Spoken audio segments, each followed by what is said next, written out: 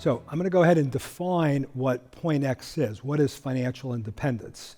Before I read this off to you, the way I want you to look at it is point X, just like a treasure map. This is a spot, right? A particular X at a particular point in time. Wherever you are right now, the question is, what's the best place to get to that point X? And your point X may be very different than your point X or your point X, because the function of what makes you financially independent first comes from, what does it cost for me to live and support myself?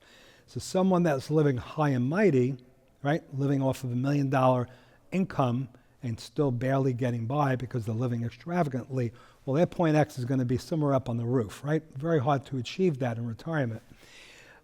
Somebody that has less of a lifestyle and doesn't live way beyond their means, their point X could be in a lower category, so it's much easier to get there. And the reason I bring this up is that point X is going to be different for each of us, depending on what your needs are, your lifestyle, and so on. So I'm going to read the definition of point X, financial independence, which comes right out of my book. Point X is literally and fundamentally the point at which we can stop working for our money and our money starts working for us. It is that spot at which our savings and investments alone generate enough income to support our chosen lifestyle and allows us to continue to live the lifestyle without having to work for a paycheck. This is the place where you have achieved true financial independence. Now, by show of hands, how many of you have that goal in life?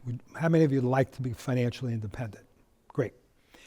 And also, how many of you, some of you are too young to have children. I can see some of you probably not even in your 30s yet, but how many of you have children and or plan on having children down the road?